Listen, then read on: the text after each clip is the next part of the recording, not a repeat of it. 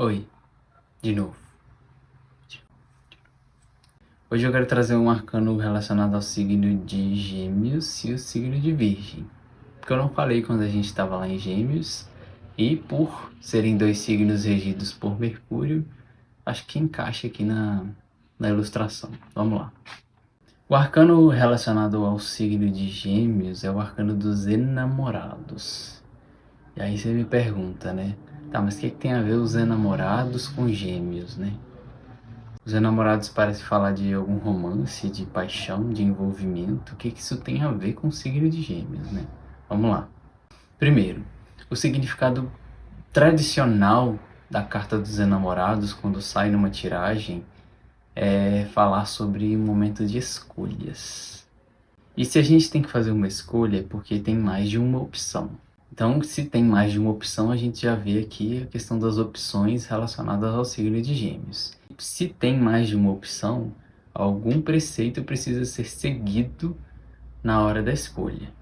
Uma forma da gente ver a carta dos enamorados é o momento onde a pessoa está passando por uma transição na vida dela, onde ela precisa fazer uma escolha e essa escolha ela não tem necessariamente nenhum outro crivo a não ser os preceitos, aquilo que ela sente que deve ser escolhido.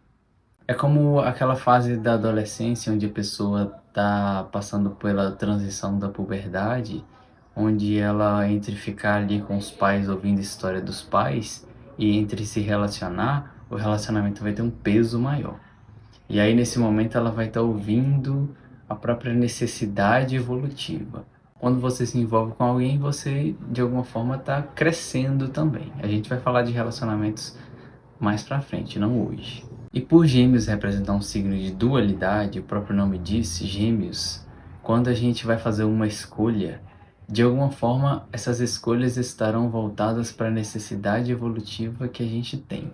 É como se a gente estivesse sempre buscando o complemento, como se a gente estivesse sempre buscando o gêmeo oposto, o outro lado da moeda.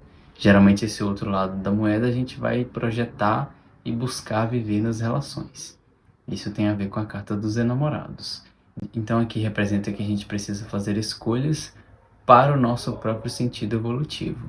Se você vai se relacionar com alguém ou escolher determinada direção, você não vai se relacionar com outra pessoa e nem vai seguir outra determinada direção. O signo de Gêmeos representa essa dualidade que todos nós temos, onde é como se a gente estivesse separado. E aí todo ser humano tem um impulso de buscar o complemento, principalmente nos relacionamentos, né? Porque a gente encontra a dualidade. Se você é uma pessoa mais caseira, que gosta de cuidar de casa e tudo mais, você pode buscar alguém para se relacionar que seja uma pessoa mais extrovertida, porque isso te complementa. E aí a gente vê isso na carta dos enamorados. A necessidade de seguir um impulso de escolha a partir do seu próprio sentido de vida. E isso, de alguma forma, nos leva sempre em direção à unidade, da dualidade para a unidade, que significa juntando yin e yang num único símbolo. No tarô mitológico, por exemplo, a gente vê a história de Paris e as três deusas. Em resumo, ele tinha que escolher por uma daquelas deusas. Uma delas, Afrodite, Vênus, ofereceu para ele amor. Ele preferiu a ela e causou toda uma guerra de Troia por causa disso. Ele fez uma escolha, representando pela carta do tarô dos enamorados, baseado naquilo que ele sentia que ia trazer um complemento para ele.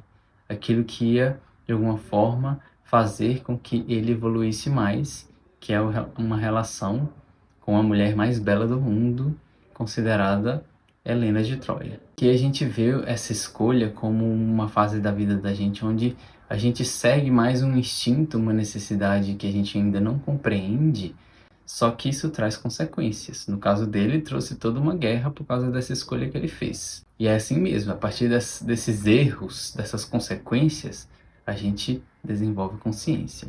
Então, em resumo, a carta dos enamorados representa um momento de escolha, onde a gente vai precisar seguir o nosso coração, vamos colocar assim, associado ao signo de Gêmeos, representando a dualidade e a necessidade de escolher um dos lados em determinados momentos da nossa vida.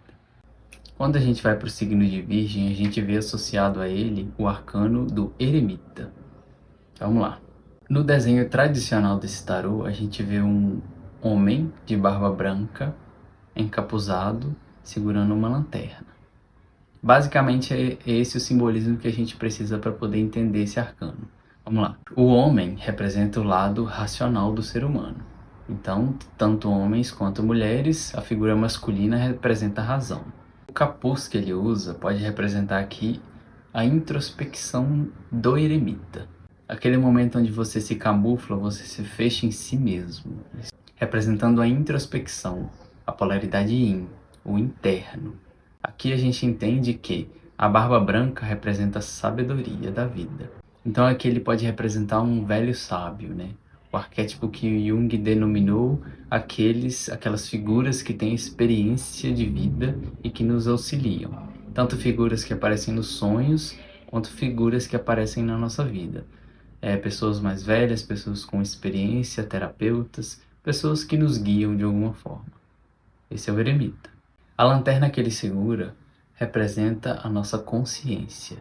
Então, às vezes, a gente tem apenas aquela lanterna, aquela fonte de luz para poder mergulhar em todo o inconsciente, para poder mergulhar em toda a profundidade que o ser humano consegue alcançar. Porém, por ele ser retratado por uma figura masculina, a gente fala da utilização da mente racional, da razão, nessa investigação do mundo inconsciente. Então o eremita ele representa aquele momento de introspecção para o autoconhecimento.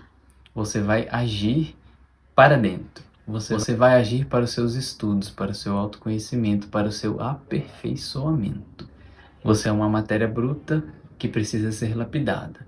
E aqui a gente vê a conexão direta com o signo de Virgem, com essa necessidade da lapidação do nosso ser.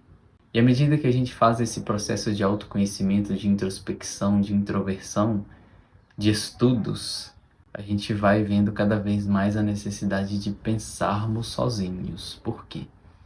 Porque por mais que exista um guia, um terapeuta, um amigo, uma pessoa que vai ajudar você no seu caminho, o trabalho maior apenas você faz. Não existe ninguém que pode pegar a sua consciência e desenvolvê-la para você. Então, a gente vê o eremita como um ser isolado e solitário. Quando a gente está na nossa fase eremita, conhecido também como ermitão, é um momento onde a gente está fechado, mas esse fechamento ele não pode ser visto nem utilizado como uma fuga da realidade. Ele tem que ser realmente um momento de introspecção, mas de ação.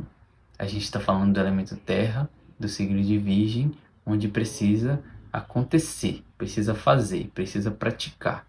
O estudo, o autoconhecimento, a busca por si mesmo, ela é contínua e todo dia um pouquinho. Ela é cotidiana, ela é diária. Isso tudo significa o signo de Virgem e a gente consegue relacioná-lo com o eremita. Então a gente pega a nossa lanterna, a nossa consciência, coloca o nosso manto, nos fechamos e aprendemos a desenvolver sabedoria a partir do autoconhecimento. Para isso a gente precisa se desenvolver, a gente precisa buscar, a gente precisa estudar. Virgem é um signo regido por Mercúrio que representa a nossa mente. A gente tem 2 signos no zodíaco que só se desenvolvem quando a gente desenvolve a nossa mente racional. Então existe a necessidade disso. A pessoa que tem dificuldade ou que não gosta de estudar, isso ao mesmo tempo que pode representar para ela um bloqueio, à medida que ela vai tomando gosto por isso, ela pode se aperfeiçoar a ponto de ser um eremita, um guia para outras pessoas também. Então, em resumo, o eremita como regido pelo signo de Virgem representa o autoconhecimento e a lapidação do nosso ser. Lembrando que, durante nossos estudos, nosso processo de autoconhecimento, as nossas terapias, a gente vai fazendo a separação do joio e do trigo. Isso aqui me serve, isso aqui não me serve, e a gente vai tirando de nós mesmos o que não é necessário e o que não faz parte do que nós somos como eu superior. Porque, caso contrário, a gente fica muito imerso ao coletivo, às influências de tem que ser assim, tem que ser assado, tem que gostar disso, tem que cortar o cabelo assim, tem que deixar a barba desse jeito, tem que vestir determinada roupa, tem que estudar tal coisa, tem que fazer isso, tem que fazer aquilo. Não. Apenas a partir dessa introspecção que a gente consegue descobrir quem a gente realmente é. E ela é extremamente necessária. Mais uma vez, caso contrário, a gente fica imerso a essas influências vindas de fora e a gente acaba não cumprindo o nosso propósito de autodesenvolvimento, de autoconsciência em direção ao nosso eu superior, ao nosso sagrado, em direção àquilo que realmente tem valor para a gente, que é a nossa própria vida.